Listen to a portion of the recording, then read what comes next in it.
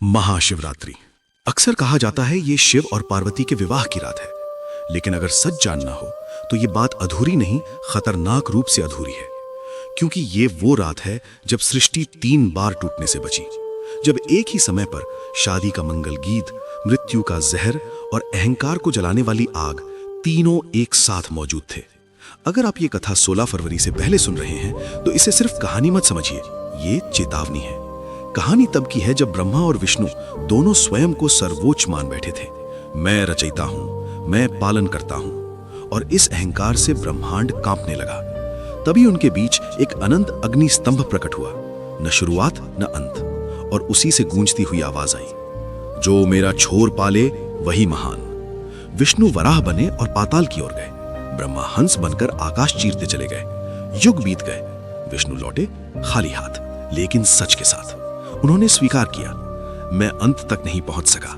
लेकिन ब्रह्मा लौटे झूठ लेकर, और उसी क्षण उस अग्नि से प्रकट हुए काल भैरव। झूठ बोलने वाला सिर वहीं गिरा। तब सब समझ गए, ये अग्नि कोई और नहीं, स्वयं शिव थे। वो इतने प्रचंड थे कि देवताओं ने उन्हें शांत करने के लिए जल, दूध और धाराएं चढ़ाईं। यहीं से जन्म हुआ शिवलिंग और रुद्राभिषेक का। लेकिन विनाश अभी रुका नहीं था। जब देवता निर्बल हुए, समुद्र मंथन हुआ, सबको अमृत चाहिए था, पर निकला हलाहल। जहर इतना भयानक कि तीनों लोक जलने लगे। और फिर एक बार फिर वही नीलकंठ आगे आए। उन्होंने जहर पिया, लेकिन निगला नहीं, कंठ में रोक लिया। उनका शरीर तपने लगा। देवताओं ने पूरी रात जल, दूध, बेलपत्र चढ़ाए। नींद ना आए, इसलिए पूरी रात जागरण किया। यही कारण है कि महाशिवरात्रि पर हम आज भी जागते हैं। लेकिन ये रात सिर्फ भय की नहीं है। इसी अंधेरी रात में प्रेम ने भी जीत दर्ज की थी।